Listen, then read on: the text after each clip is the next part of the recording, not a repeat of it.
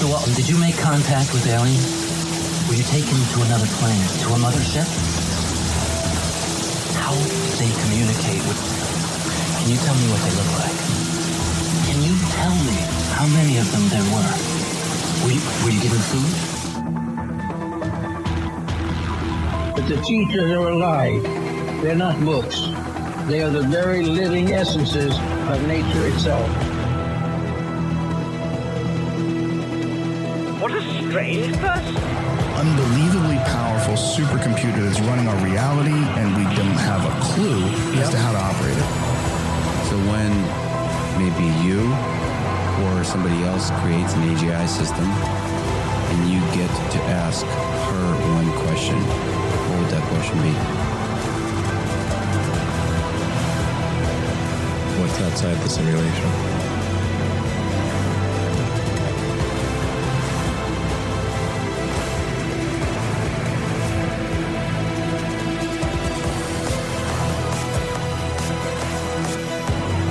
Say in your mind, say to yourself, I am more than my physical body, because I am more than physical matter.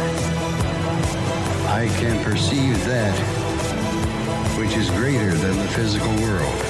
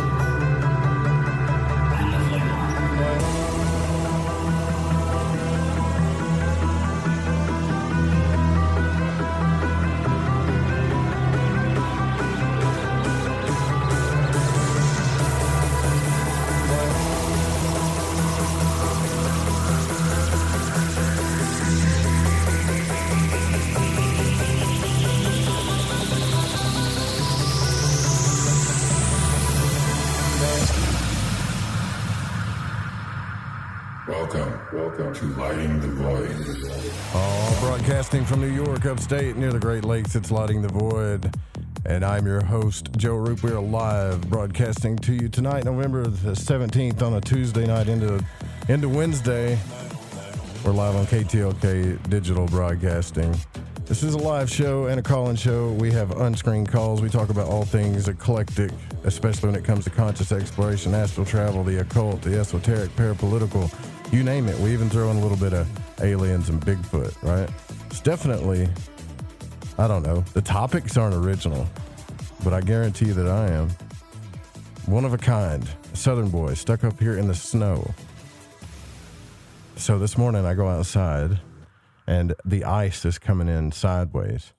It's like I had a Forrest Gump moment. The ice started coming in sideways and it was extremely cold. It got so cold that my hands started hurting, and the people out here are saying that that's nothing. Just wait. It's going to get worse and much worse. So I don't even know what's going on. So I've had so many I'm sorry about the late start too. I had so many dang tech issues today. It's crazy. All kinds of tech problems, all types of stuff, weird stuff going on today. Weird energies.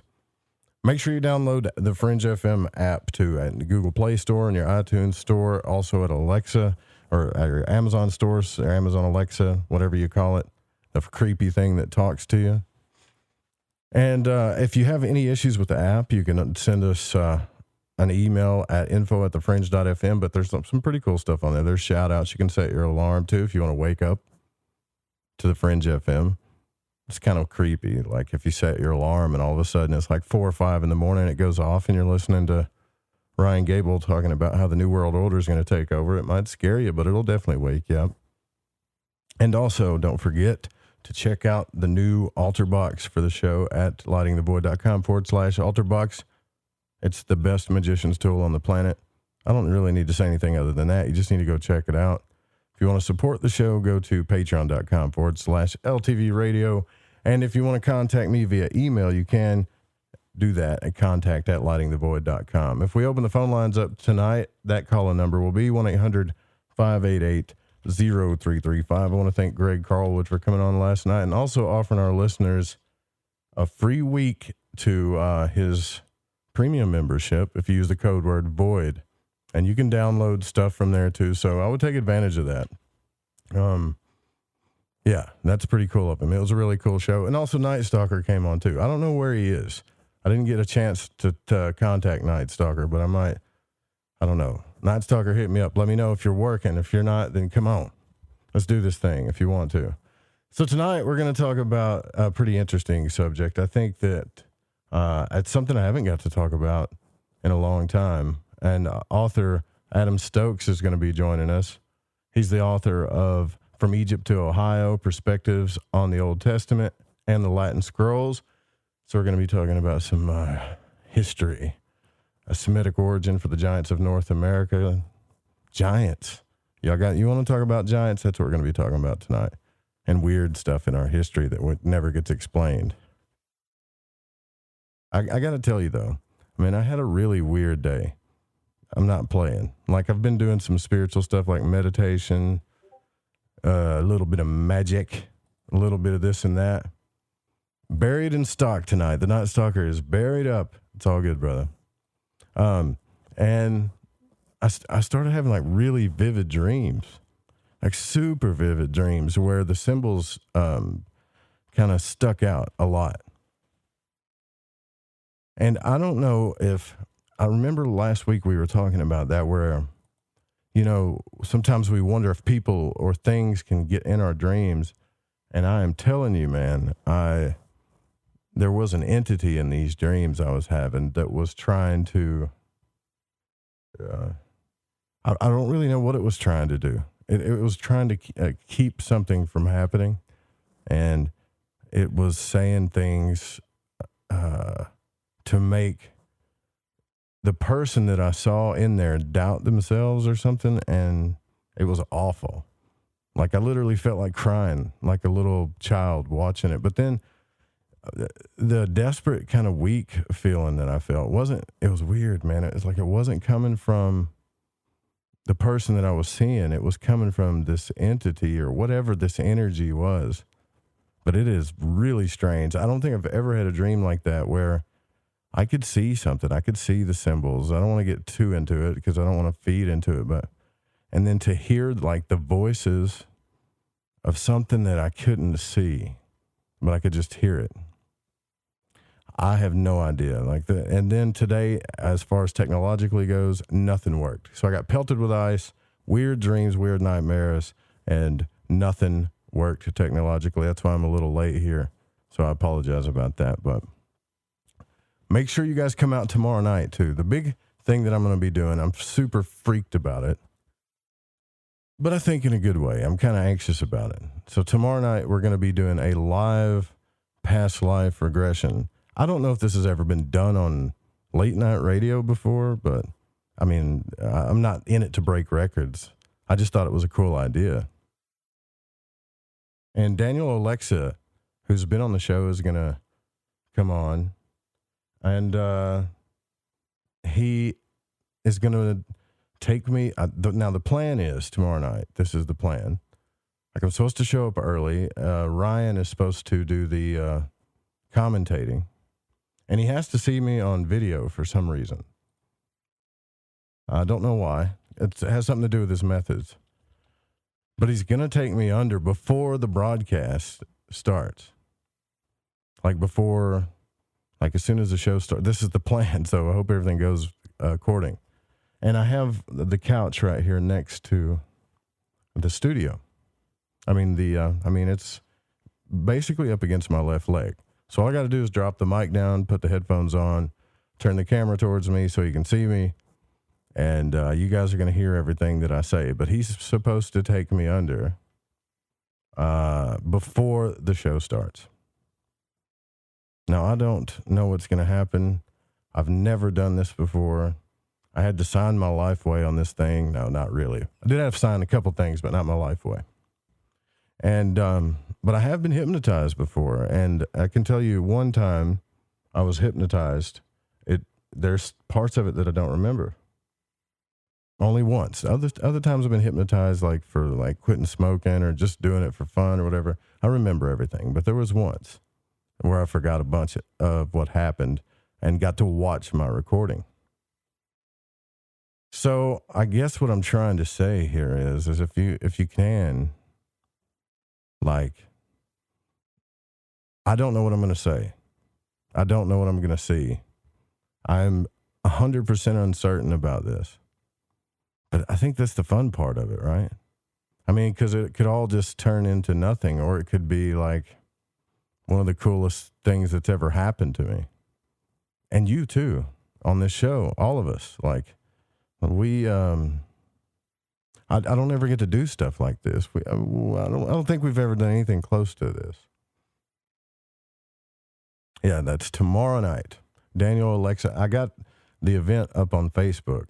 So you guys, if you're on Facebook, you go to lightingthevoid.com, or if you go to the, man, I need to put it on the front. I can't believe I didn't put it on the front page of the website. But if you go to Facebook, you go to the events there, make sure you guys share it.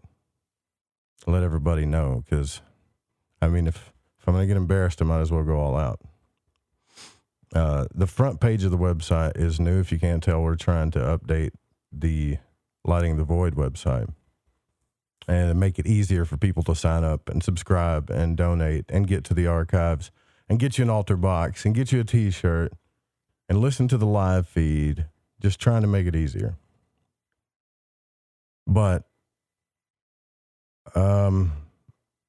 I just really haven't been able to focus. I mean, the later on, like the closer I get to this, I don't know why, man. I'm not nervous. I swear to God, I could stand up in front of a crowd and talk to people. I could get on a concert stage and talk to people, but there's something about going under, or, I mean, it feels like I'm giving away control of my mind a little bit. And I guess that freaks me out. I have a fear of that.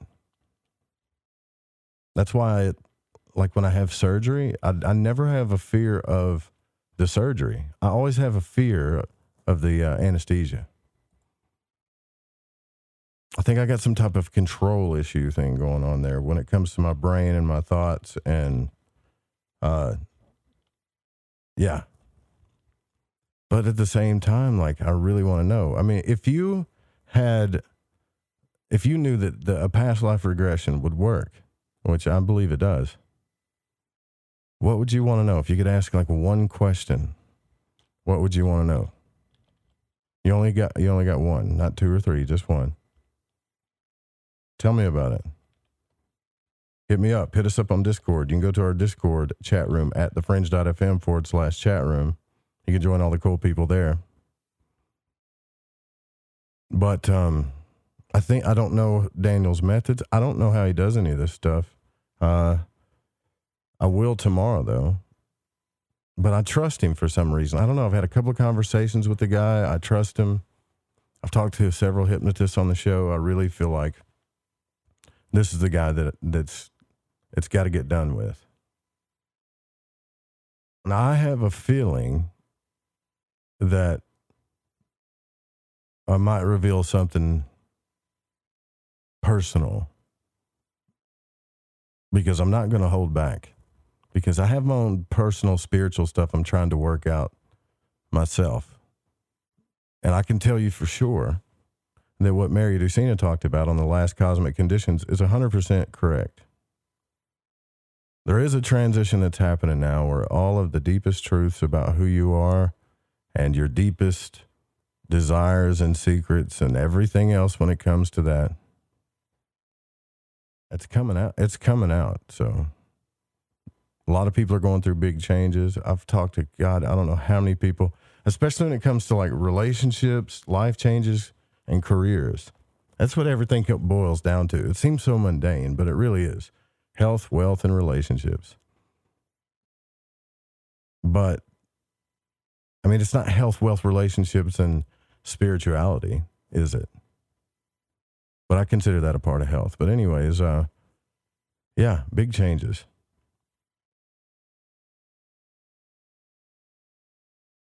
Yeah, exactly. Eyes open to that in the chat room. So it's like you're standing at the edge of a cliff knowing that it's up to someone else how and when and what it's like when you fall into the unknown. Yeah, so some of the questions are, for Sammy says, what's holding me back from past lives in this life? Yeah, that's what I think too. Like, that was because when I was filling out the thing, it was like, well, if there was something you want to work out, what would it be? And my thing is like, I know what my issues are here. Like, I know part of what I have to work out. And once I get it done, I want to be done with it. You know? Now, people are texting into the show too, asking, how do we watch your regression? Will it be on your personal page too? Hope you can relax. Yeah, I think I can't let go either. Well, it's going to be on audio. You're going to hear it. And I think we're going to record it too, and I might put that up on YouTube. I may do a live video. I don't know if Daniel's cool with that or not. So I may not do that. But either way, you're going to hear me live, and Ryan will commentate if there needs to be any visual stuff that needs to be talked about. But I hope all of you come out and hope you support me. And like, even if I say something crazy, hold some space for me. I'd want to know how to unblock my gifts so I can use them in this lifetime. I tell you what I want. All this karma and all these wheels and all this stuff that we got to work out. I want to do what Michael Newton talks about in his book, Journey of Souls. I want to ask for a vacation in my next life. In this life. If I can do it in this life, let's do it now. That's what I've been trying to manifest in right now. I don't want to wait till next life. Either way, I want to be done with it. Right? So, like, my next life, I want to have wealth, health, and the best love of my life. That's what I want. And not to have like Lamborghinis and stuff, just to be able to enjoy my life and experience what I want, do what I want, and have like the best love and romance I've ever had in my entire life. That's what I want. Now, I know that's highly unrealistic, but if you read his book, he says that we take vacations like that, like spiritual, karmic vacations, or dharmic vacations, however you want to look at it, from time to time in between lives, and we just have a really good life. And if we tap into a little bit of the secret juice here, we can do that ourselves. But it takes co-creation with the universe, and I think, or whatever you want to call it, and I think the key is, and I could be wrong, but this is my theory so far, is to co-create with either the universe or love or someone or whatever, because it's all the universe anyways, right? So co-creation is the key. It's like there's some people that wait around for signs. Well, I'll just wait around till the universe does it for me or shows me a sign and lets me know that this is the right choice for me. But if you don't move or even make choices, it doesn't really do that. You have to co-create with it. And then there's other people that don't believe in that at all. They just want to control everything and don't trust the universe because it's always screwing them over, they think. I think it's somewhere in the middle. You know? But all I know is that I am in isolation. For some weird reason, I feel isolated. And I've been in this isolation mode for a long time, and I don't know. It's not a bad thing. It's helping me to learn how to develop a lot of things myself and be cool with myself, love myself, have fun with myself. But it does get like super crazy lonely sometimes. And yeah, Ryan's out here, but he's doing his thing. And late at night when I sit up here and I talk to you, it does kind of give me a little bit of, to be honest with you, just a little bit of encouragement and a little bit of comfort to know that you can hear me. Because I am in the deep, dark snow. And, up here it gets darker. Because, it's, like on the northern part of the sphere. So obviously it's going to get darker here quicker when the sun sets. But the winter here might be a little daunting. And I don't know if that's going to be true or not. hope that I have a good Christmas. I'm going to get a Christmas tree regardless. Anyways, I got to get into break. Sorry, I'm rambling again. So Adam Stokes is coming up. That'll be next, coming up on the broadcast. Make sure you visit our website at lightingthevoid.com. Then make sure you visit the network website, thefringe.fm. And when we open the phone lines up, that call-in number is going to be 1-800-588-0335.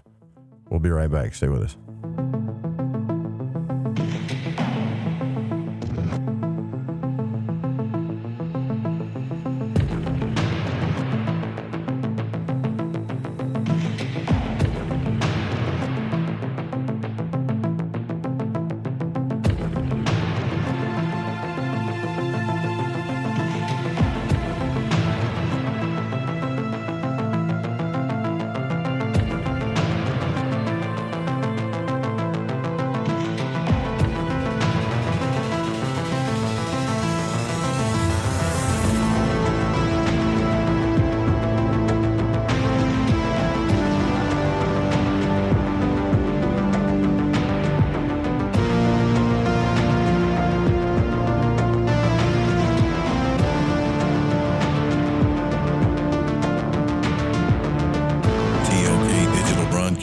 The Fringe FM.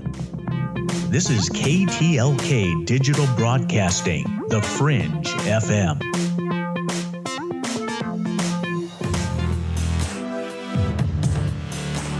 Astral travel, magic, mysticism, and manifestation. What used to be heresy should be understood as our birthright.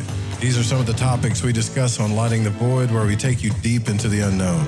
There are guest interviews, live unscreened calls, and me, Joe Root. Come join our family of explorers of consciousness, weeknights at 9 p.m. Pacific time to 11, right here on KTLK Digital Broadcasting, The Fringe FM.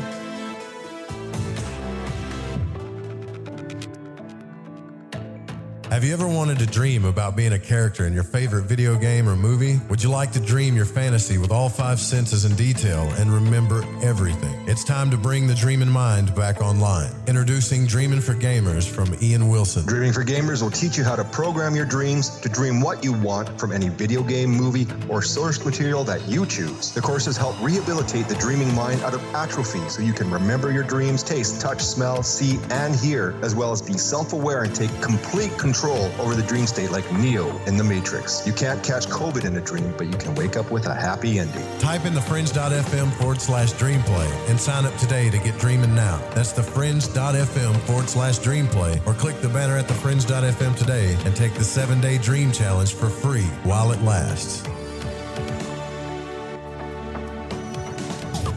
Hey Fringe FM listeners, did you know that when you're on the road with limited data or no Wi-Fi available, you can still listen to every minute of the Fringe FM by calling 701-719-3971.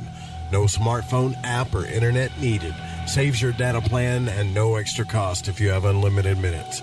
Call 701-719-3971. That's 701-719-3971. Listen to the Fringe FM on any phone, anytime, anywhere. This is Jason Lindgren from Crow 777 Radio, and you can hear us 8 p.m. Eastern Standard Time every Saturday night. The 13th Amendment to the United States Constitution abolished slavery and involuntary This is the Rogie servitude. Report news on the Fringe FM. I'm Jess Rogie. Things are going to be changing soon at NASA. NASA Administrator Jim Bridenstine, one of my favorite people to talk about, will not be staying on as head of the space agency. According to Aviation Weekly, Bridenstine stated, "The right question here is what's in the best interest of NASA as an agency, and what's in the best interest of America's exploration program." Bridenstine continued, "For that, what you need is somebody who has a close relationship with the President of the United States. You need somebody who is trusted by the administration, including the Office of Management and Budget, the National Space Council, and the National Security Council. And I think I would not be the right person for the new administration," Bridenstine said on November 8th. The NASA administrator is hopeful for the Artemis mission. "We're in a good position as a country," he said. if you look at the bipartisan and apolitical support we have from members of Congress on both sides of the aisle, there is strong support for Artemis, Bridenstine said. NASA announced its Artemis program, which now aims to send the first woman and the next man to the moon by 2024. The program also aims to establish a sustainable human presence on the lunar surface by 2028. The last time humans were on the moon was 1972. Traditionally, it was taught that men hunted and women gathered food. Well, according to an article in National Geographic, prehistoric female hunter discovery upends gender role assumptions. In 2018, Randall Hawes, an archaeologist at the University of California, Davis, and his team excavated the remains of an over 9,000-year-old skeleton. The remains appear to be of a really great hunter, according to Hawes. Further analysis revealed it was indeed an ancient female hunter, and was not an anomaly. The team's find was followed by a review of previously studied burials of similar age throughout the Americas, and it was revealed that between 30 and 50% of big game hunters could have been biologically female. I'd say 30 to 50% is a high percentage. Interesting. This is the Rogie Report News on the Fringe FM. I'm Jess Rogie.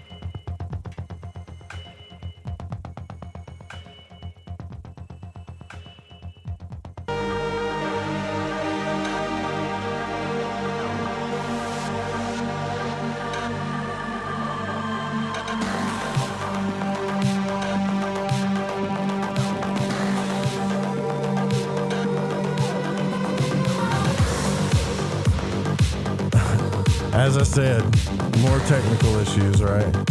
So y'all heard that one. That was my ending. That's never happened before. That was the ending of the show played at the first break. What do you think about that? So anyways, we'll just roll the punches. And that's what you get when you listen to a live show. You get to roll the punches so you know it's live. All right, so we're going to get on with our show and our guest tonight. We're going to be talking about the ancient giants, serpent mounds, the history of America with a pretty cool individual, actually. And I really haven't got to talk a lot about that on this show, so I think it's going to be cool. And again, we'll open up the phones in the second hour if you want to call in. So Adam Oliver Stokes is here with us, and he has degrees in religion from Duke University and Yale Divinity School, and he has published on a variety of topics, including biblical studies, Mormon studies, classical studies, and ancient American history. His work has been featured in numerous journals and magazines, and is the author From Egypt to Ohio, A Semitic Origin for the Giants of North America, and Perspectives on the Old Testament, Diverse Perspectives from Ancient to Modern Times. He currently teaches high school Latin in New Jersey and a course on the Old Testament at St. Joseph's University in Philadelphia. Welcome to the broadcast, Adam. It's good to have you. Great to be here. Thank you. How's the school and teaching going with the COVID stuff? How you guys working that out there? Well, we're currently doing something known as a hybrid setup. So the kids come in 1 week on campus, and then the next week they stay home. And they also have the option just to stay home for basically the entire semester and just take their classes remotely.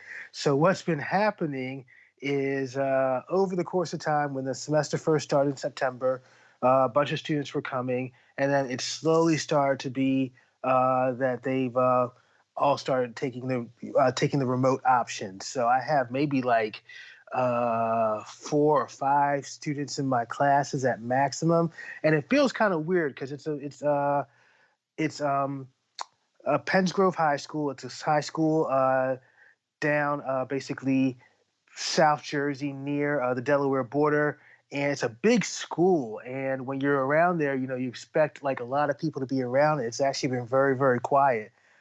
So it feels kind of weird. I haven't been in a situation like that before. I'm used to kids running around, and when the bell rings, the halls are jammed packed. Yeah. The students have like their boyfriends and girlfriends trying to make it out in the middle of the hall. I have to tell them to get to class. So it feels kind of weird. I mean, I appreciate the quiet.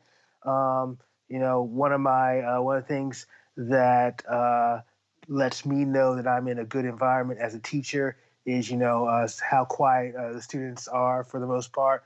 But I kind of it's strange, Joe, because I kind of miss having a lot of students in my classroom and the crowds and everything. So very, very weird. But we're making it work. We have some great administrators who have kind of set this whole thing up, and each day we get through it. So that's all I can say about that. Well, that's pretty interesting. I know my son's doing virtual. He loves it though. He loves doing classes from home, and he's actually making better grades. But it's the technical hangups. And you know what, man? I know it's not a real interesting subject, but I got to tell you, it kind of hurts my heart that my son is missing out on like his high school stuff that I got to go through, like the classic, high school stuff that every high schooler gets to go through. You got proms, you got dates, you got classes and sports and parties and whatever, right? Like he's not going to do any of that. I know they hang out with their friends, but he seems to love it though. He seems not to mind. I feel you. I felt kind of bad about that when they started shutting schools down last year, because my senior students were so freaking excited about, prom, and the girls were really excited about, the prom dresses and all that stuff. And they didn't get to have that at all. What they had was like a drive-through kind of prom thing. It was really kind of sad. I feel like, the kids are missing out on that. And that's really unfortunate.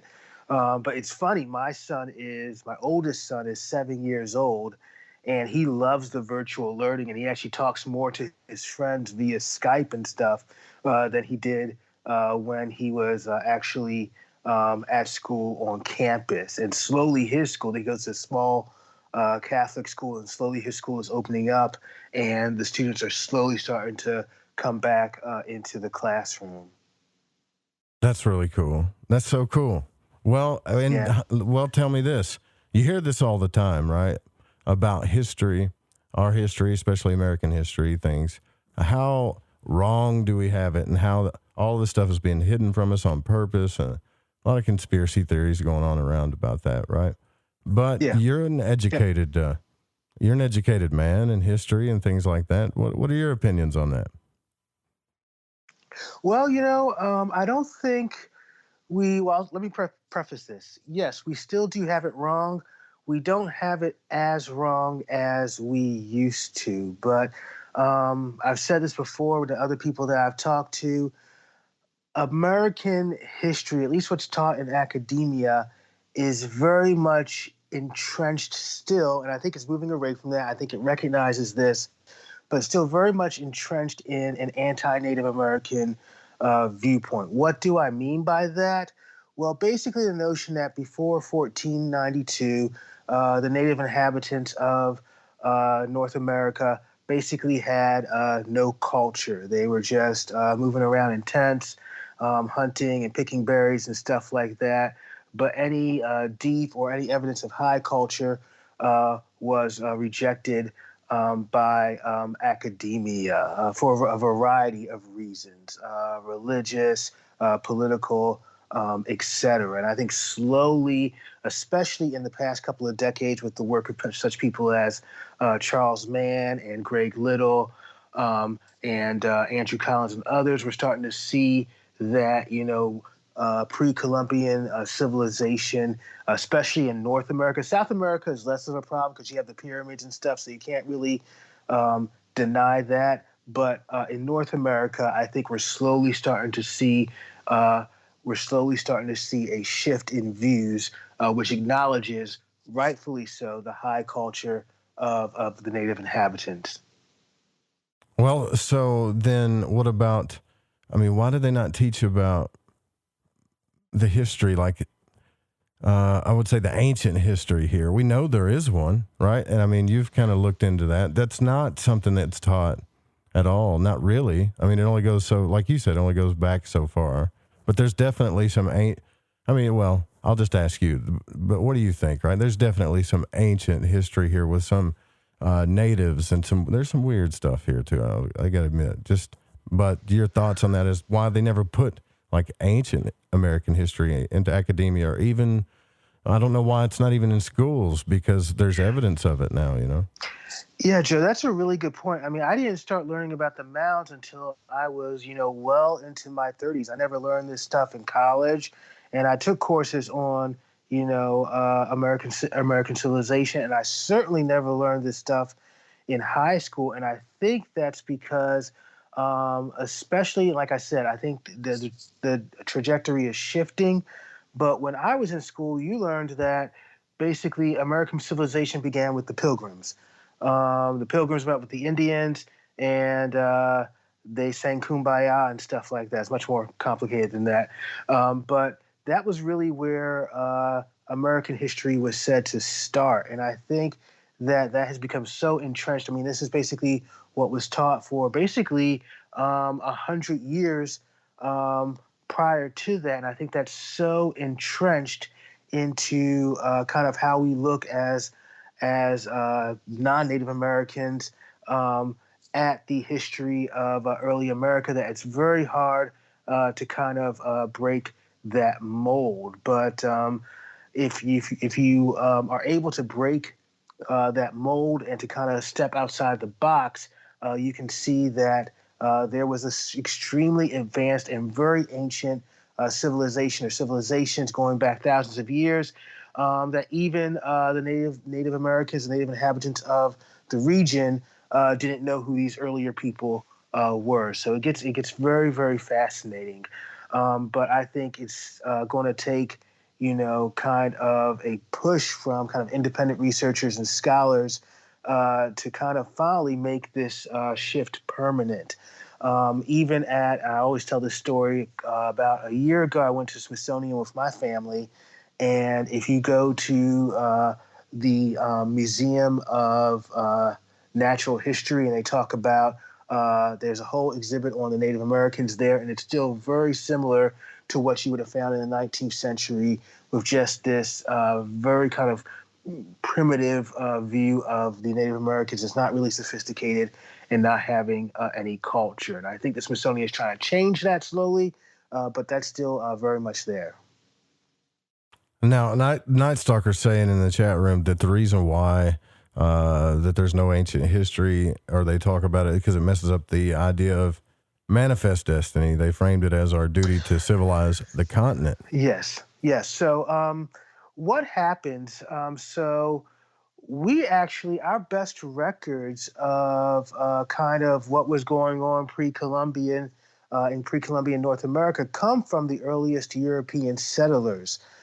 They saw ruins, they saw earthworks, they saw mounds, they even saw descendants of what I would classify as gigantic persons, giants, in as they settled in this land. So we have, for example, Squire and Davis, for example, who were two early American cartographers. They give us excellent insight and sketches and summaries of these various ancient places in North America. But they're writing in the 1840s, and we're starting to, and I think the dude in the chat hit it directly on the head. That's when you start to get manifest destiny, especially after the Civil War, and this notion that the land is for the Europeans only. And so how do you get that land? Well, there's a wide variety of ways that you get the land. Physically, you just take it from the Native Americans, but there's also kind of a political game that you play in downgrading the Native Americans and saying that they had no culture. And if you do that, it makes it easier for people to accept this manifest destiny and this idea that you can take this land because the people who had it really weren't doing anything with it, and they really don't care about it, and they themselves are not really all that important.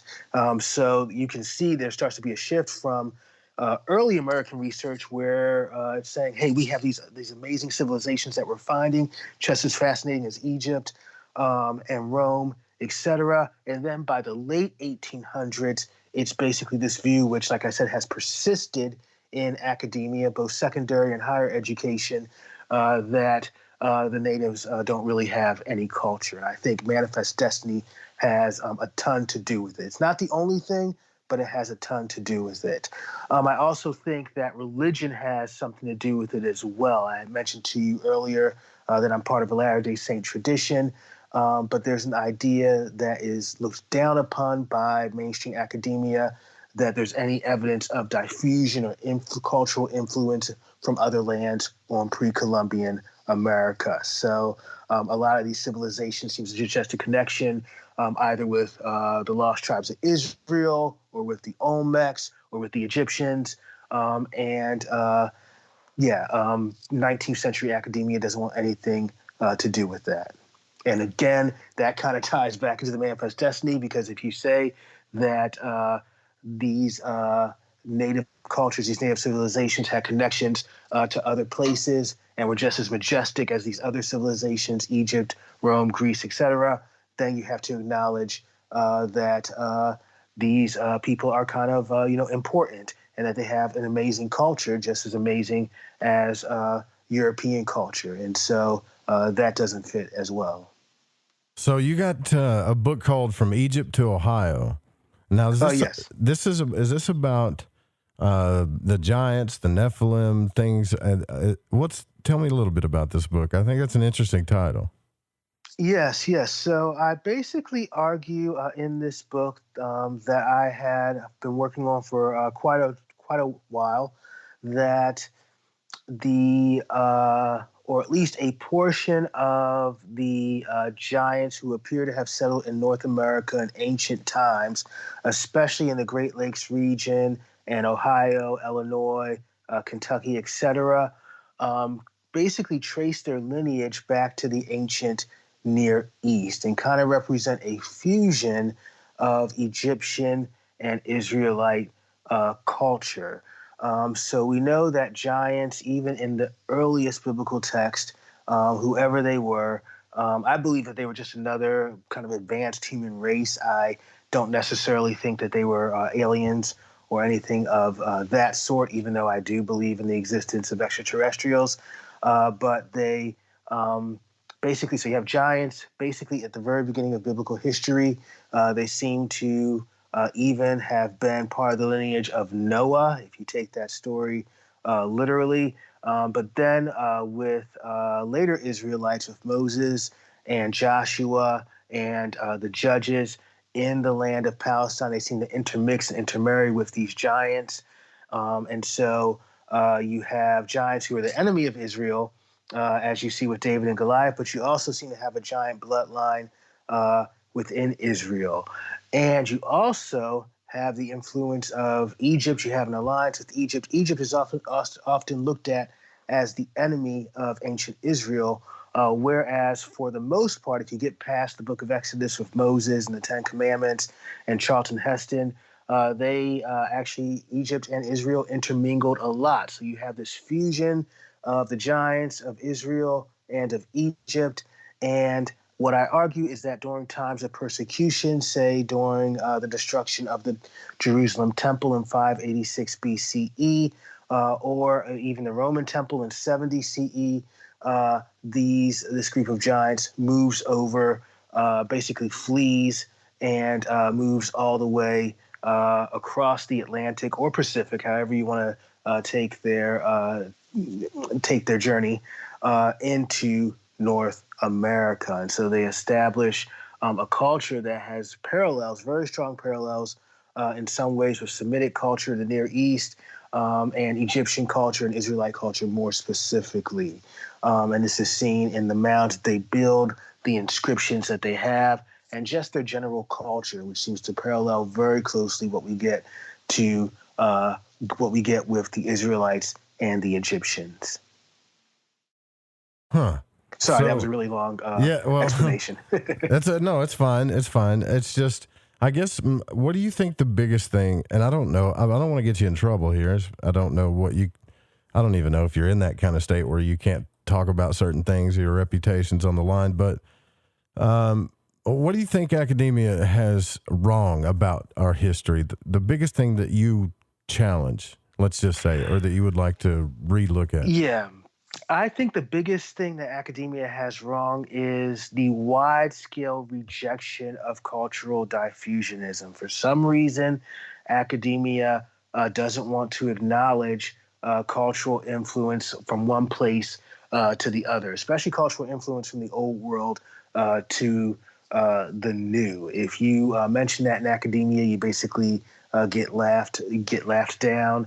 There have been several scholars who, within biblical studies, who have been very well known within the field, but they're often ridiculed because they advocate for diffusionism. And like I said, there are a variety of reasons why academia seems to reject diffusionism, but in my view, that is clearly wrong. Not just for influence on ancient North America, but all over. I think we look at and I think this is a flaw in those who advocate for diffusionism. We often think of diffusionism as going only from one place to another, but I think going one way. But I think it went both ways. The New World influenced the old influenced the new, and vice versa.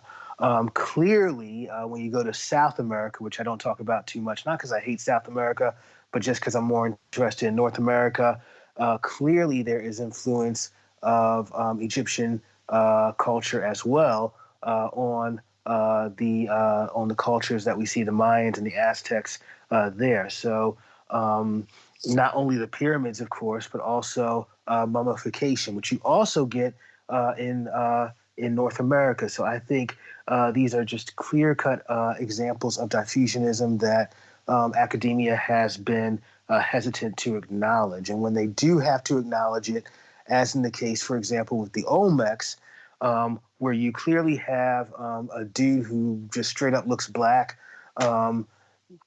in a carving, and it's likely that he came from either Africa or Asia. When you have to acknowledge that, academia likes to put it at the back of the textbook. So their inability to accept diffusionism, I think, is a very, very big flaw. Interesting. Okay. Well, I am still kind of. I mean, are you skeptical or are you certain about the giants, that they're a real thing? I'm pretty certain. Yeah, I'm pretty certain. I know the immediate criticism that people will raise, somewhat legitimately, is that if the giants were here, where are the bones? And that can be explained. One, I don't think the bones are completely gone. I think the bones are in private museums. Two, I think that the Smithsonian, when people go to conspiracy theory, but the Smithsonian did ask in the late 19th century that if someone found the bones of giants, to send them to the Smithsonian. People did, and people never saw them again. That's just fact. That's not being a conspiracy theorist, but that is fact. That is exactly what happened. And also, I think, we have the testimony. I think giants are, at least in the literature, better attested to than many other things, even some of our religious texts and our religious documents. And I say this as a religious person myself. We have thousands of articles, not just written by Joe the plumber, even though that would make it no less valid, but by scientific journals and magazines of the day attesting to the existence of these giants. And yes, some of these articles in the local paper were hoaxes. People were trying to get attention. But I think even if you took 10%, if you said 10% of those articles were true, were verified as being accurate, that is phenomenal, and really attest to people finding these giants, the remains of these giants and their culture all throughout North America.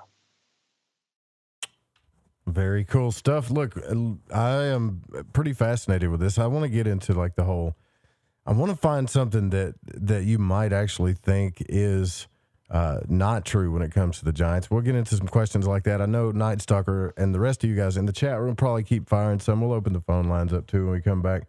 That call-in number is 1-800-588-0335. The chat room is thefringe.fm/chat room. We'll be right back. Stay with us.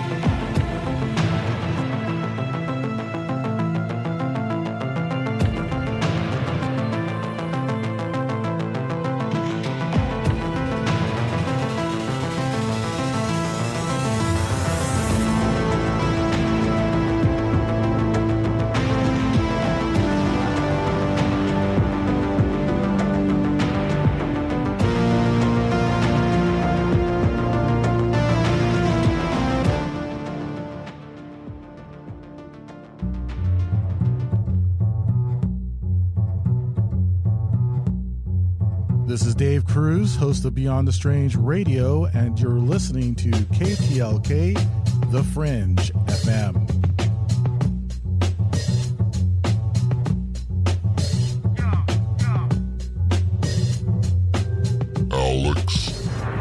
Hi, I'm Alex Exum, and you're listening to The Fringe FM.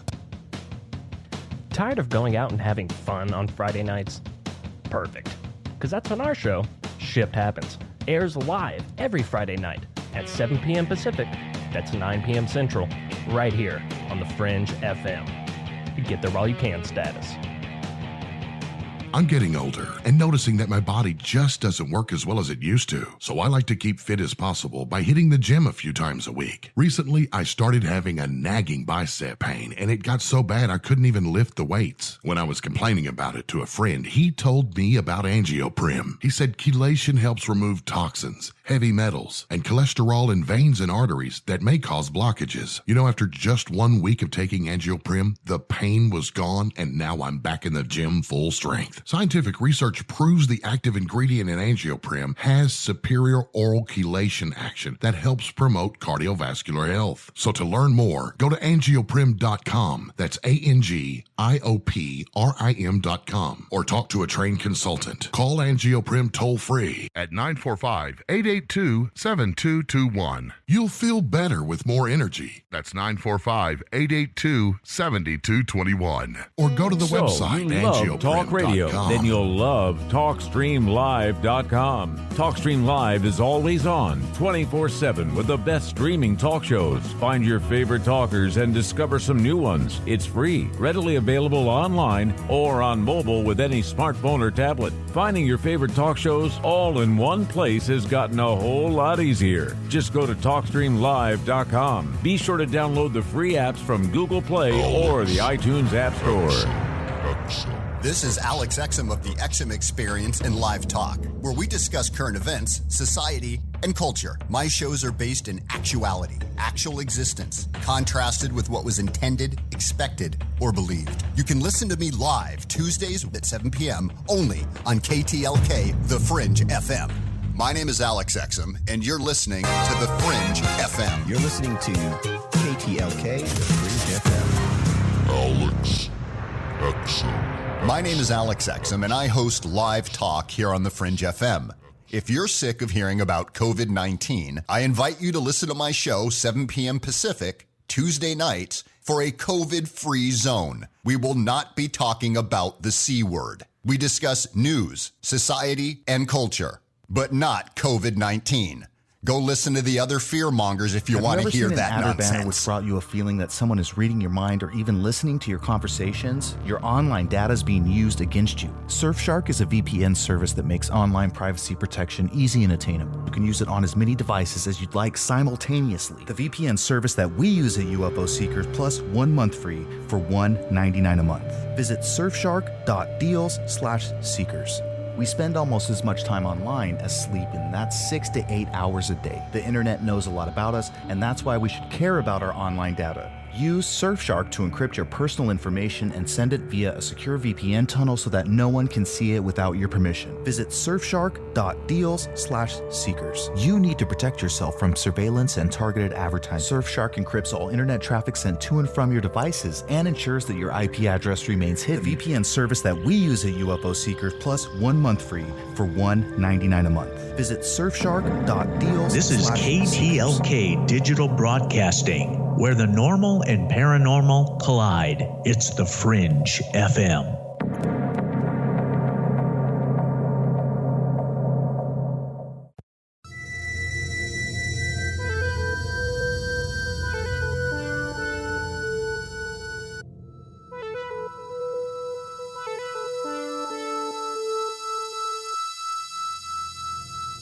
To call Joe, pick up the phone, dial 1-800-588-0335, toll free from the United States or Canada. You're listening to Lighting the Void Radio.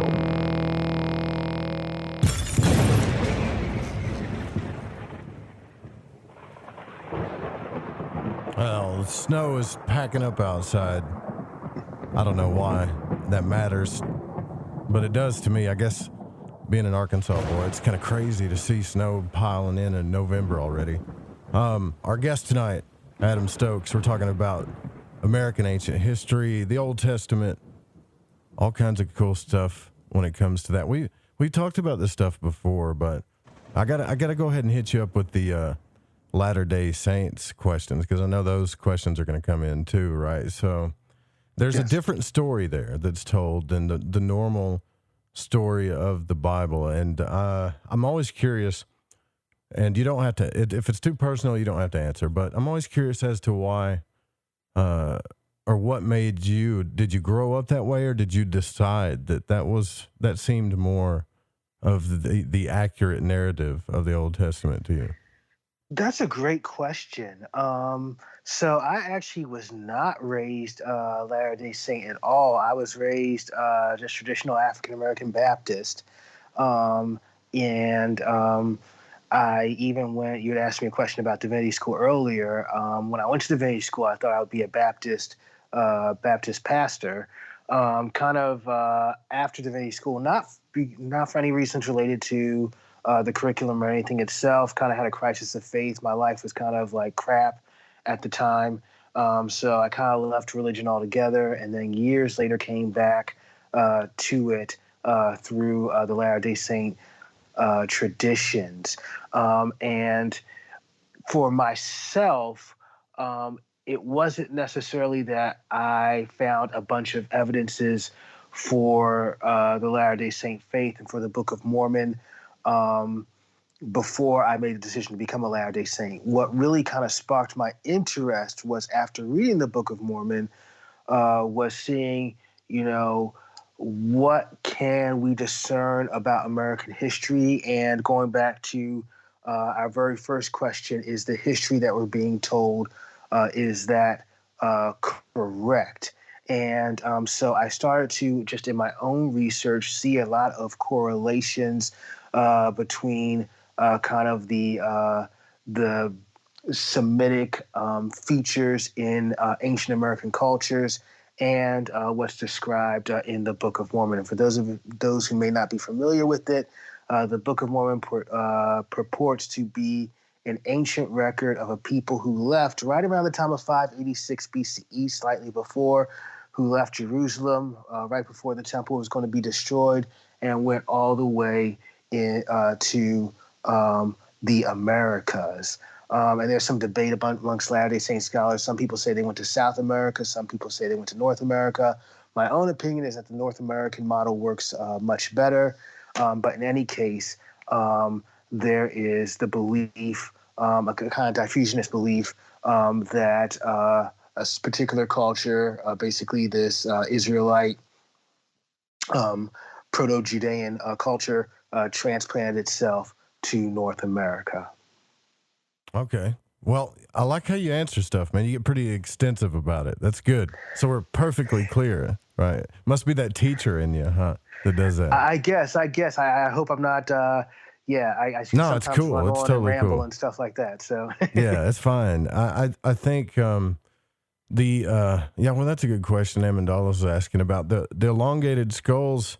What are your thoughts on that? Do you think that was, a lot of people say that stuff's like aliens, but it could just be, it could just be something that they did it like a tribal thing too. Have you ever looked into that? Yeah, I think that's a great question. I'm glad somebody brought that up. So we have so this kind of goes into the different types of giants that we have. So I talk about kind of the Egypto-Israelite giants, as I put it, who settled in North America. But they're not the only type of giants who settled in North America. We seem to have multiple migrations of gigantic persons over the course of thousands of years. And one of these types of giants, so you have giants who basically look like us. They're just taller and stronger and more buff than we are. You have giants with really weird freaking teeth. You have giants even in North America with claws. And then you have giants with these elongated skulls. And I think that, like you said, the binding of the skull that you get in not only African tradition, but also Native American tradition, is kind of a race memory of these giants. So whoever this particular species of giant was, they had elongated skulls. And so some people say that this is the influence of extraterrestrials. I just think this is a different species of human. That's my own personal opinion.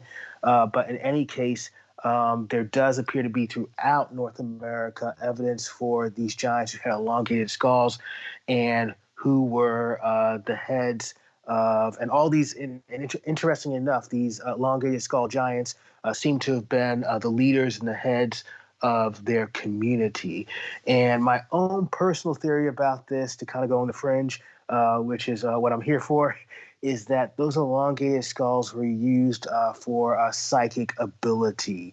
So these type of giants had a psychic ability that allowed them to both interact with each other and to do amazing feats. And I think these elongated giants, going back to kind of this two-way diffusionism, were responsible not only for constructing things here in North America, but also in the old world with stuff like Stonehenge and stuff. We don't know how they were built. Humans just basically with the strength that we have couldn't have aligned those monuments at Stonehenge by themselves. So I think there was some type of psychic ability going on, and whoever those giants were also related to the giants who were in the New World. Psychic ability. Interesting. Now, that is fascinating that you bring that up, because I think I just wouldn't expect you to say that. And I could be totally wrong, because most academics and teachers and stuff, professors, the ones that I've talked to on here, especially like Robert Schoch, they're real careful about saying stuff like that. I think they got this reputation thing, of course, that matters to them. But I'm glad, I'm hoping, do you feel like we're moving past that, or is academia just still really not going anywhere when it comes to that stuff? No, I think we're moving. I definitely think we're moving past that. I mean, Robert Schoch, I think himself is a great example of that. I love his work. And there have been some others.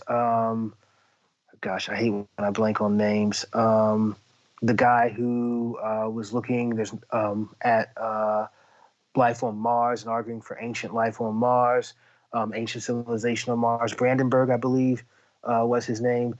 So these are guys who are basically very, very competent and very well known in their field. And I think slowly, just because the evidence suggests it, and that they care about, truth and accuracy, they slowly put these things out there. But the good thing about being, for myself, I'm an adjunct professor, so, I'm not really, I don't have to be concerned about tenure and stuff like that. Gotcha. And I also teach at a school where the administration is just very supportive. I can basically, that gives me a little bit of more freedom to basically say what's on my mind than, say, if I had been teaching, at a Harvard or at a Princeton for, 20 years or so, or something like that. I think that's really cool, actually. So, yeah, I think that's progress. Regardless, it's progress, right? It is. Yeah, absolutely. Absolutely. So the Old Testament, I grew up a Baptist myself, and slowly kind of transferred into like Freemasonry, and then went into the mystery schools kind of thing. Yeah. The Old Testament always seemed to me to be Kabbalistic in nature, kind of, especially like Genesis and the story of Adam and Eve and the fall and all that. I definitely saw the symbolism and the metaphors and things in there. Yeah. It's also believed to be literal, and I have the hardest time with that. I wonder what your thoughts are on that. Well, I think especially the Old Testament is just such a hodgepodge. I mean, when you get to the New Testament, you basically have the letters of Paul. Most of it's written by one person, this Apostle Paul. And then you have the Gospels, which are heavily influenced by Pauline Christianity themselves. So it's much more of a monolithic text. But in the Old Testament, you have you have folklore, you have symbolism combined with literal events. So in the Genesis 1 creation story, which is written by P, or the priestly author, as we call in biblical studies, the point of that is largely theological, like you said, theological and metaphorical. So it's written basically in the aftermath of the destruction of Jerusalem temple. And so the point that the author's trying to make is that you yourself, when it talks about being made in the image of God, Zelem Elohim, or Imago Dei in Latin, it's basically saying that, the divine potentiality that's left the temple, that is in you now. So it's supposed to be a metaphorical, comforting message to the reader. So you don't have to look at the temple anymore to find God. You yourself are made in the image of God. So that's kind of a metaphorical message. But in other places, especially once you get to the Deuteronomic history, where they're talking about the judges and King David and the monarchy, most biblical scholars would agree that those are literal events, and those are stories that actually took place. And we know that they took place not only because of archaeological evidence, but also because they describe people who, if you were trying to create a story about a person who you thought was a hero, if you were just creating the story, you would describe them as doing everything good and proper and decent. But kings such as King David and King Solomon, they're basically portrayed like a-holes a lot of the time. So, which suggests that, we're looking at some literal history. And this is where I got interested in the giants, because the giants pop up not only in those places where we might say, oh, this is ancient myth or folklore, like Genesis 6 with Noah, but also in the later history of Israel, which biblical scholars would say is literal, accurate history. We have the giants there. So the giants seem to be something that is historical in the Old Testament, whereas, the creation language in Genesis 1, or even creatures who are clearly allegorical and metaphorical, such as Leviathan and Behemoth in Job, don't seem to be literal. Yeah, it's hard to grasp the concept of it. But like growing up, as you probably grew up like I did, that it wasn't taken. At least I did, anyways. It wasn't taken as a metaphor when I grew up. It was very serious, literal. Yeah. Everything happened just as, it says it happened. Abraham spoke King James English. Yes. I was very much my upbringing too. So this is a question from the chat room. The Night Stalker says, what does Adam think about the Book of Enoch and the added mythology there? Now, that I never did understand why they took those books out as much as it was referenced in the Bible. Yeah. So when I was in Divinity school, there was a debate that we used to have about which books should be included in the Bible. And someone said that only so for the New Testament, they said only those Old Testament books quoted by the New Testament should be part of Christian canon. Now, based on that criteria, the Book of Enoch would have to be included because it's quoted in the Epistle of Jude. Book of Enoch is a fascinating text. I think it is much more. I think it's much more historically accurate than people claim. I think it actually goes back to an ancient record of some sort.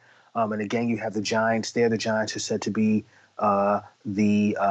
basically the parents of Noah. So you have the giant line being preserved through one of the patriarchs of what will become Israel.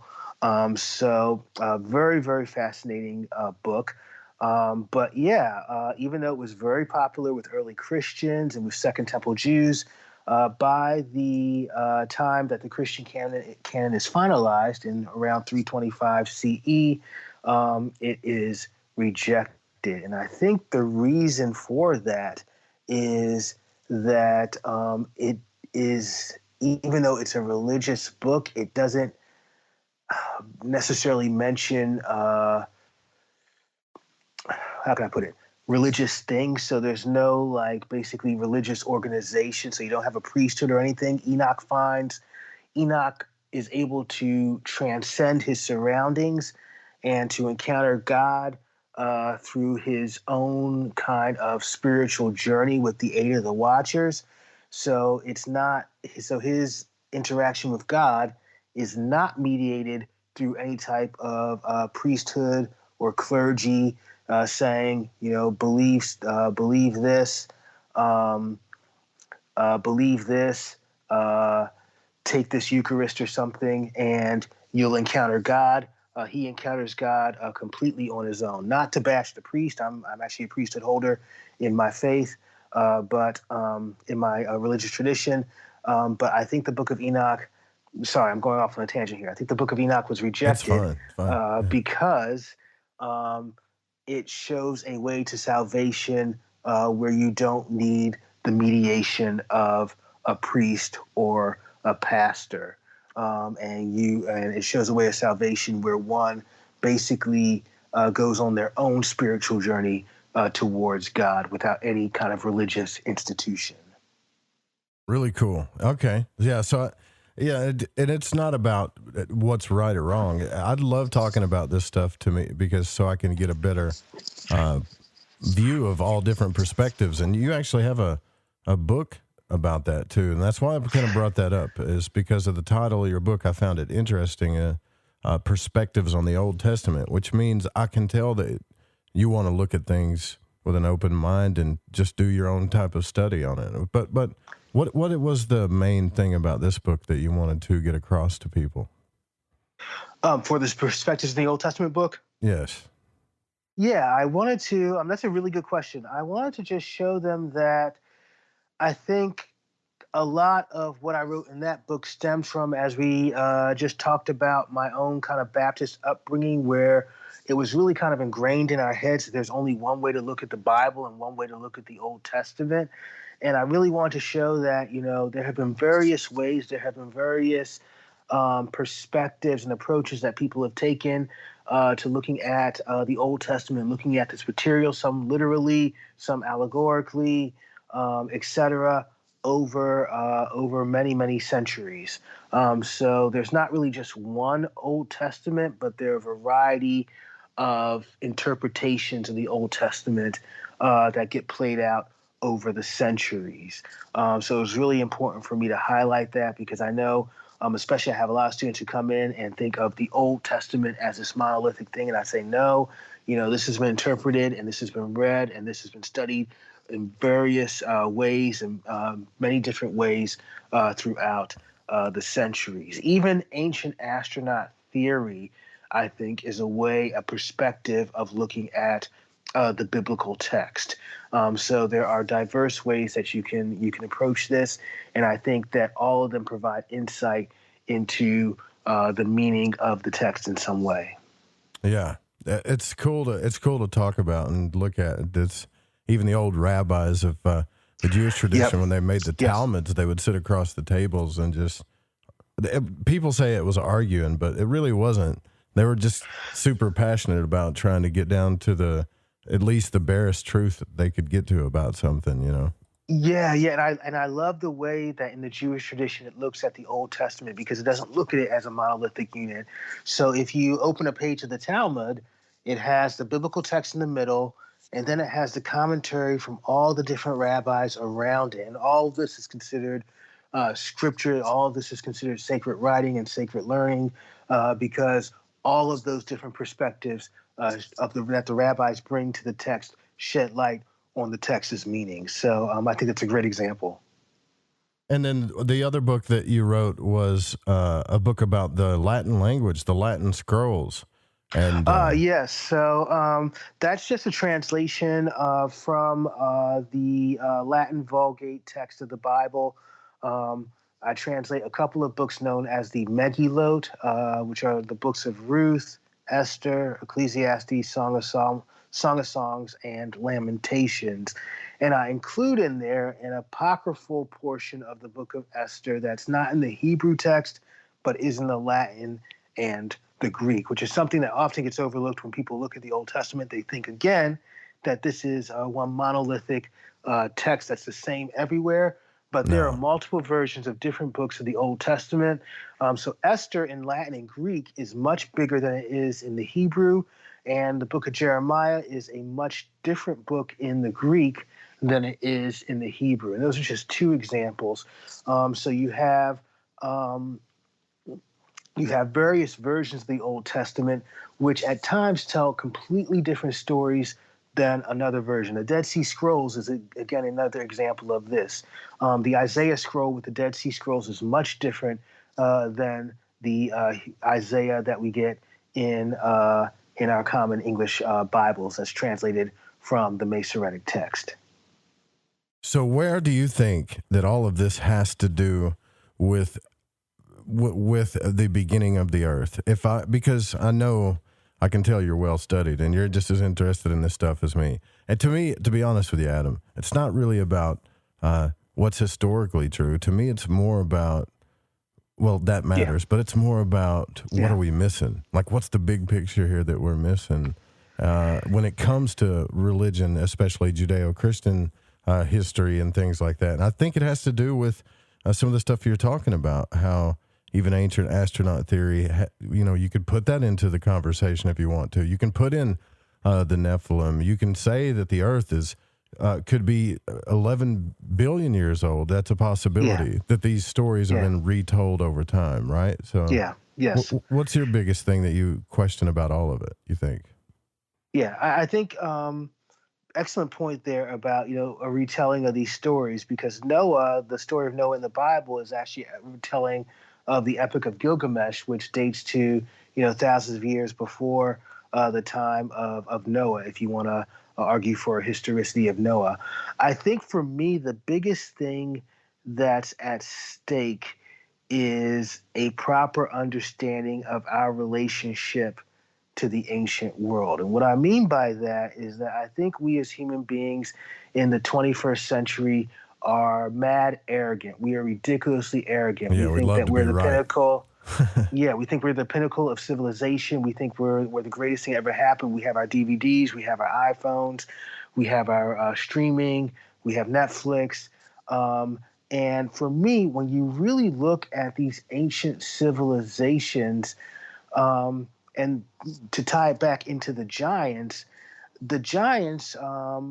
especially the ones described in the Bible and the early chapters in Genesis 6, they seem to come from an advanced civilization that even the biblical authors can't identify. It's so freaking old that they can't even identify that civilization, but it was highly advanced. So for me, what's at stake is looking at history properly. We in the 21st century are not the pinnacle of civilization. Heck, if you look at the Romans and the Greeks, they had amazing technology themselves, somewhat more advanced than us. The Greeks even had a computer, for heaven's sake. If you look at the Mayans and the Aztecs, I've said this before, so I'm not going to hesitate saying it here. I think the Mayans, got to the moon and further. I think that, ancient astronaut theory is completely correct on that. The dude is in a rocket ship. I don't see how you can argue that the dude is not in a rocket ship if you've seen the picture and know what I'm talking about. So my point in all of this is that I think ancient civilizations were just as advanced and just as amazing as our own civilization is.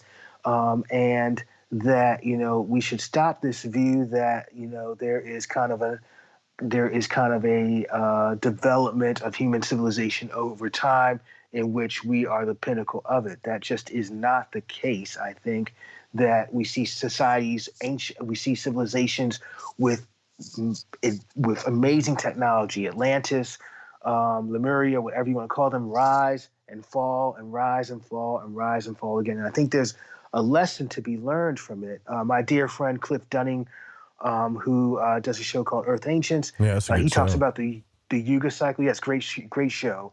In Hinduism, where civilizations there's this cycle where civilizations rise and fall and rise and repeat this cycle again and again. And I think that's the way we have to look at history. We have to look at it from a place of humility and look at ourselves and say, these ancient civilizations thought they were they thought they were the bomb, and they fell due to their pride and arrogance. What can we learn from these ancient civilizations that will help us not to fall? Because we store. I'm a big fan of streaming. I must have, oh my gosh, Joe, I must have like 2,000 movies that I own that are streaming. But if that internet goes out, or if we get a solar flare that knocks out all our electricity, all that stuff is gone. Everything I love is gone. So we need to be humble and just look at what these ancient civilizations did right and what they did wrong, and see if we can learn from that. Well, people have been saying, the smartest people in the communities have been saying that for a while, right? Like, well, why don't we learn from our past? They're talking about that in the chat room too. John Anthony West, people that are admired in this community have always said, look, if we could learn, and they always brought up, civilizations like Egypt. I'm not saying Egypt was perfect by any means, but even the way that they had to structure and spirituality, a dynasty that lasted 3,000 or more so years. I don't know if this country is going to last that long, because we're not taking what's good from our past that worked, and we automatically assume because it's 2020 that those people were primitive. I don't think that we need to really look back and say, well, maybe they actually understood something that we didn't, even scientifically. That's a possibility, right? Yeah, no, I agree. And I think that they had their own type of science. Edgar Cayce, the great mystic and psychic, talked about in his discussions of Atlantis, for example, he talked about them having a different type of science where they didn't need all of this kind of like Star Trek, Star Wars type of tech. They knew how to do things, going back to those elongated skull giants, and knew how to do things from their mind. And I think that in our arrogance as modern human beings, we've lost that psychic connection. I have several friends. I have actually one friend from Ireland herself, and I have a couple of friends who are kind of in the neo-pagan movement, Wicca and stuff like that. And for myself, like I said, my path to God, my interaction to God is, through Jesus Christ. But they talk about, I think my friends bring this up legitimately, that, back in the day, we had some type of connection with nature, with a higher power that we have lost, which I think the ancients had, and that was how they were able to do so many feats. And I think learning from the ancients and really coming from, again, a place of humility will allow us to maybe get some of this knowledge and some of this ability back. Yeah, I hope you're right, because I got to tell you, I don't want to get into too much opinion here about this, but I look at this country today and I see how things are so easily out of structure and manipulated. I mean, come on, this election fraud thing that it's clearly, I don't think stuff like that would have happened in the ancient world, where they just wouldn't have, I'm not sure, but I don't think they would have tolerated it. And not the election fraud or the fact that the cause and effect of it. They were smart enough to know about natural law, like cause and effect. Like, hey, if you go into a country, you start shouting out election fraud, you're going to create civil unrest, and we're going to have a problem, right? So they don't. I think they know that, and we as a society have lost that for some reason because we're not studied enough into our history and past. Yeah. I mean, I think we could just look at the Romans, just use them as a guide. I mean, yes, their civilization fell to crap eventually, but they had a, lasting republic for a long time. Yes, they had some complete psychos like Caligula and stuff like that. But for the most part, they had their stuff together. And it wasn't until, unfortunately, they got into this whole, the metaphysical stuff a little bit too much and stopped focusing on kind of the day-to-day running practical stuff, the practical stuff, that they started to decline. But we don't even want to look at the Romans, and where we say that America is, a republic and that we're modeled after the Roman Empire. That's something I always, teach my students. But we don't even, really want to look at them. We want to say, the founding fathers, Jefferson and Washington, they were influenced by classical culture and classical civilization, but it shouldn't stop with Jefferson and Washington. It should, it should continue, with us. So that's just my 2 cents worth. Yeah. Well, I'm glad that I'm glad that there are teachers like that in schools that think the way you think, man, honestly, because the teachers I had in high school, there was maybe one that I could even talk to about some of this stuff that you're talking about. And I don't know. I just think that's great. And I think that it's cool that you get to write about these things. I want to go back to from Egypt to Ohio. Who do you feel like is the person that is really making waves when it comes to American history and ancient American history in the community? Yeah. I would say there's a couple candidates for that. I would say one, Frank Joseph, who really kind of, highlighted, really was kind of the founding scholar of ancient American research and providing kind of an alternate view of ancient America as much more advanced and much more civilized than people gave it credit for. I'd also say my dear friend Greg Little, Dr. Greg Little, and Andrew Collins. Their book, Denisovan Origins, which is an excellent book. I recommend it as one of the books that you read before you die. Talking about ancient American civilization is superb and really showing how Denisovans brought kind of their technology and their cultural expertise to North America and influenced basically the Native American peoples there. I'd also say Graham Hancock's book, America BC, it's long. It's really long, like all of Graham Hancock's books. Yeah. But it's very well written and very, very insightful. And you know that Graham is onto something when the Society of American Archaeologists write a whole journal criticizing his book, which seems to me that he's pointing out some truths there. So I got some questions I want to ask that guy. I'm going to interview him one of these days. I know I'm going to. But Graham? Yeah, for sure. Yeah. Got to. I heard I'm Facebook friends with him. Both him and his wife. I've never met him. I know some other people personally, but I heard he's like just the nicest individual. Yeah, I heard the same, and I'm really glad to know that. I don't know why I don't know why I'm so excited about it, but I'm sitting here thinking about, man, what if you was my teacher? We wouldn't even talk about half the stuff that you're teaching. You'd probably get mad at me because I just keep trying to talk to you and ask you questions about this kind of stuff, right? So since you've studied the Bible, and I don't want to bore people with this, but I love studying like old religions and stuff. There's a book in the Bible that's always fascinated me, and I'm curious about your opinion too. It's Ecclesiastes, and I find this book to be extremely fascinating, actually, because there's a lot of books about laws and the history and the story of spirit and all this, but Ecclesiastes is a book about knowledge, right? Like a book that tells you.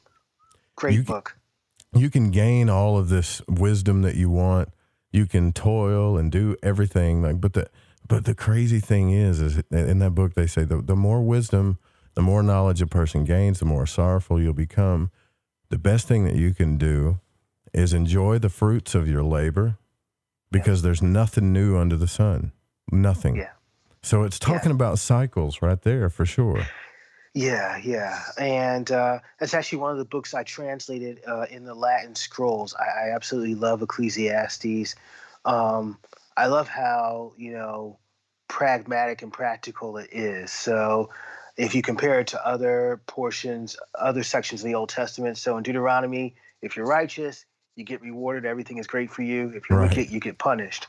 In Ecclesiastes, it says, sometimes there's a righteous guy who perishes in his righteousness, and sometimes there are a-holes who do very, very well.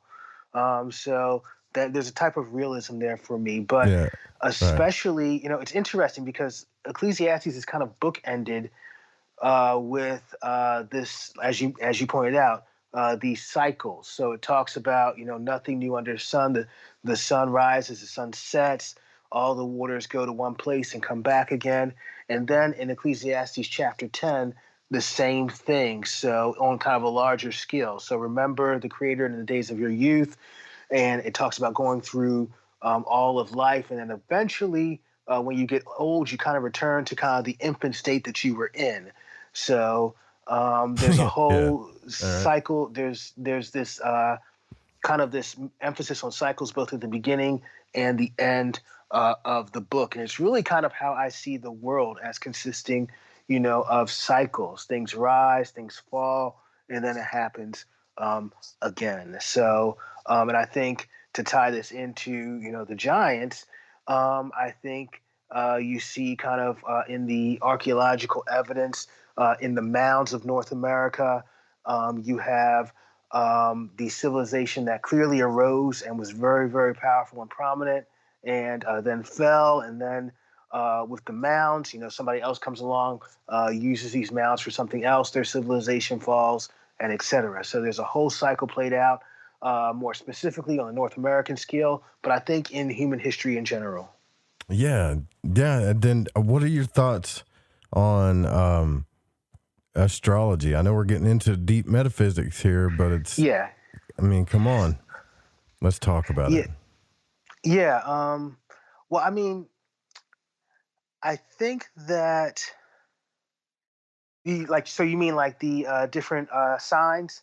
Well, the energies of the zodiac, yes. Of the zodiac, not just the energies, the stories that play out in the archetypes of astrology. Number one, that I have noticed, if you pay close attention, because there's so many astrology and so many tarot readers and so many people doing archetype stuff now, it's insane.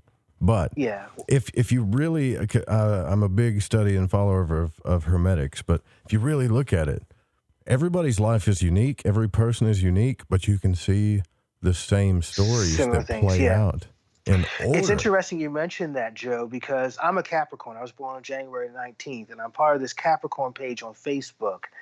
And people that I don't know, who I've never interacted with, tell me about things, they talk about things that are going on in their lives on the Facebook page. And I swear that, if you took their name and you crossed out their name and put my name, it would be the exact same thing. Our attributes, our behaviors, not only the way that we act, but how we're acted upon by the forces around us is very, very similar. So even though in many ways we are very different people, we seem kind of tied to certain things. I definitely have these Capricorn attributes. I can be a very serious person, kind of an introvert. And I think, that all comes from my astrological sign. So yeah, I believe that stuff strongly. Yeah, it's kind of cool, and they do talk about that in religious texts too. Even Judeo-Christian, they bring it up like Mazzaroth and the signs and seasons, stuff like that. But if you go back to Ecclesiastes, and to me, it's talking about cycles, and it also talks about the achievements of our nature. Even a person that seems to be giving, right? Like if you give. Deep down, a lot of people know that you're giving to get either because you feel good or you're going to get something from it because it makes you happy. So really, the all is, it's a perplexing book, right? Because he says all is vanity. No matter how good you are or bad you are, like all is vanity. So just enjoy your fruits of your labor, and don't worry, nothing else is going to change. And Joe, I actually think that's a much more comforting message than, if you go to Leviticus and you have to follow all of these different rules, and if you don't follow one rule, you're screwed, So I think, so everything is vanity, hevel in the Hebrew. Everything is vanity, no matter what you do. So just enjoy what you can. Just try to be the best person you can be, and know that you're not going to get everything right. And again, be humble and look to the example. And I think Ecclesiastes does a really good job of this. Look to the example of King Solomon in the Book of Ecclesiastes, how he, like you said, he had everything, and still, he fell. Still he lost it all.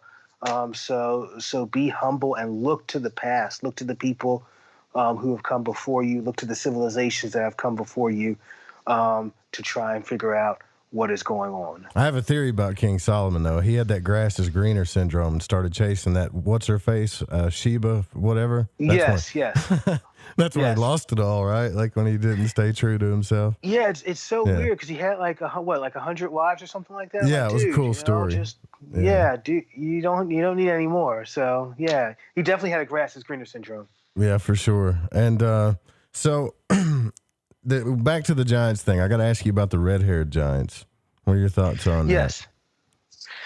So you have the Sikh-Ta Giants, who were red-haired, and they're actually very well attested to. We actually have pictures of these red-haired giants. So they're attested to both in the archaeological record, and they're attested to in the traditions of the Native Americans. And they don't seem to be such nice people. They seem to, at least a portion of them, seem to have been cannibalistic and oppressive of the native inhabitants, to the point that the native inhabitants basically rose up and wiped most of them out.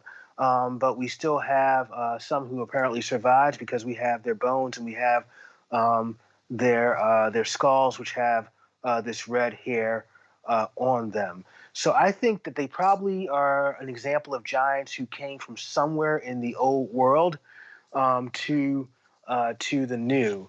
I'm going to say perhaps Ireland or Scotland if I was going to throw a specific location out, but I'm not. But I don't think anybody's really sure about this. But it does point to a feature about the giants that I also try to highlight in my book. Namely that these guys weren't such nice guys. And I think a lot of the reason why their civilization fell in North America, and this is something that would be attested to by mainstream archaeologists and anthropologists looking at the Hopewell and the Adena, they started fighting amongst themselves. They were really violent and they wiped themselves out. So I think the red-haired giants are kind of an example of this cruelty that in this penchant for violence that you see throughout the giants of North America. And it's one of the reasons I think, the Native American tradition tells it. Their violence was so bad towards the Native Americans that the Native Americans rose up and destroyed them. So again, there's a lesson to be learned here from history. If you have a lot of power, if you are clearly better at some things than the people around you, don't be a douchebag because it'll eventually come back to haunt you. Yeah, right. It's a good That's a good motto there. I need to change Lighting the Void. I need to come up with a motto for the Lighting the Void, and I think don't be a douchebag. Lighting the Void would be a good one for sure. Night Stalker is talking about this sounds like some he said this sounds like some ginger propaganda. Oh, come on now. But that could be where red-haired people came from, though. It was the ginger-headed giants. I mean, come on. And there's debate on that. So not trying to knock gingers. Some people say that their color wasn't red hair. It just changed after they died or something like that. But in the Native American tradition, they say they were red-haired. So there's some debate about that. I'm pretty sure they were red-haired. They were always red-haired, but some researchers debate about that. Yeah. Well, I think that what you mentioned earlier, the proof that never made it, like that stuff, that is stuff that really bothers me. I'm one of these kind of guys. If most people that listen to the show know that, like, I'm always trying to get down to the truth of things, not to be right, but just because I guess I'm just curious, right? When you take away evidence, I never understand that, especially archaeological evidence. Like, just to what? To control a narrative? Is that why you think they did it? I think that's exactly why I did. I mean, I think it's a travesty. You know, I think, I mentioned before when the giant remains were found, people sent them to the Smithsonian, and the guy who was head of the Smithsonian, who basically founded the Smithsonian, J. Powell, he was kind of he was born in Palmyra and was kind of arch enemy of the Mormons. So he didn't want anything that suggested any evidence of cultural diffusionism because he didn't want to give Mormons any support for their religious beliefs. So he suppressed a lot of this stuff, and not just because of the Mormons, but also because of, again, manifest destiny. So the United States is trying to get the land from the Native Americans. We need to, suppress in Powell's mind, there was a need to suppress any information that might make the Native Americans seem to have a civilization on par or even superior than European civilization. And that's a travesty. That is, anybody who is concerned about history, anybody who loves history should be very angry about that. Yeah, that is kind of, it's one thing where the things that we can't do anything about, like the Alexandrian library that we can't get into and look at all that stuff. We'll never know. That's like a heartache to me the more I think about it.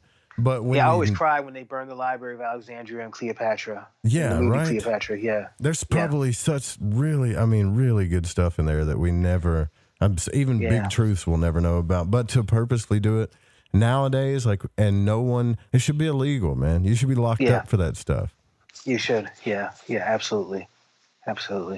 What do you think? Have you had, I guess I got to ask this too, because I only got a couple of minutes left here. I know you're an academic, a teacher, and I really do love this conversation. It's highly stimulating to me intellectually, but have you had any type of strange experiences while studying this stuff? Any type of paranormal things, psychic things, OBEs, anything that's triggered any kind of experiences like that in your life as you've gone through your journey of study? Yeah, I mean, I've had, I've mentioned this on other podcasts. I've had several UFO encounters. So I've actually seen a couple of UFOs, reported them to MUFON. And when they did the investigation, they were like, oh, you weren't looking at some stars or an airplane, so we don't know what it is, which was very fascinating to me. I think that, how can I put this? My own religious journey, I came to basically the Latter-day Saint tradition because of a mystical experience I had. I don't tell many people about this. And that kind of was one of the impetuses, going back to your earlier question about what got me into history, into looking at ancient American history and seeing if it kind of, seeing if ancient American history was similar to my own experiences with it. I know that's a tease. Yeah. I should have asked you this stuff in the I'll just beginning. say time travel and Marty McFly and leave it at that. Really? Okay. Yeah. So, but yes, I have had some experiences during my studies, which have kind of, compelled me to look into things more. So, yes. Well, maybe we can get you to come back on the broadcast and we can talk about some of your stories too. The ones you're comfortable talking about with me. I'd love to do that. Yes. And listen, and now we got a few minutes left here. Can you tell people like where to find your work and websites? Please, by all means, plug away. Absolutely. So I know we've talked about the Giants and the Mounds on this episode. I actually have an Instagram page called Adam the Giant Guy, which is where I think Patrick found me. I post stuff about Giants on there all the time. I recently had the opportunity when I was ordained in my church to visit some of the mounds. So I have pictures of me visiting Fort Ancient Mound, the Newark Earthworks, and the Adena Mound in Kentucky. So all those pictures are on my Instagram site. I also have a Latin tutoring site, which I post just ancient history stuff on all the time. It's called Lingua Classica, and the page for that is on Facebook as well. And then I have, like you mentioned, my books From Egypt to Ohio, Perspectives on the Old Testament and the Latin Scrolls, all found on Amazon. And I'm also a monthly contributor to a great magazine, which I always give a shout out to. And I probably should have mentioned it before this time, Ancient American Magazine, published by Wayne May, which really kind of looks at the history of ancient America, pre-Columbian America from a diffusionist perspective. There are some amazing writers in there, Sarah Farmer, Rick Osman, some other people, and I have a monthly column in there as well. So those are places where you can find me and find my work. Fantastic. Thank you for coming on the broadcast again. If you don't mind, hang out for just 1 second. I got a question to ask you before we roll out of here. And certainly. Yeah, man, I really do. I appreciate it. It's been a good conversation having you on. This has been a blast. Yes. All right, guys, make sure you come back out tomorrow night, because tomorrow night I'm going to do something we've never done after 600 and something episodes of the broadcast. Tomorrow night I'm going to do a live past life regression with Daniel Alexa. Ryan Gable will be commenting. It could be a disaster. It could be great. I don't know. It's going to be live regardless. Y'all make it out. We'll see you guys tomorrow night. Up next, The Secret Teachings with Ryan Gable. I want to give a big shout out to Steezy Stevie, Chronox, Pacho, Night Stalker, Amandala, Barbara, everybody that's helped out with this show. I don't give you enough credit. I really don't. And the patrons. See you guys tomorrow night. Good night.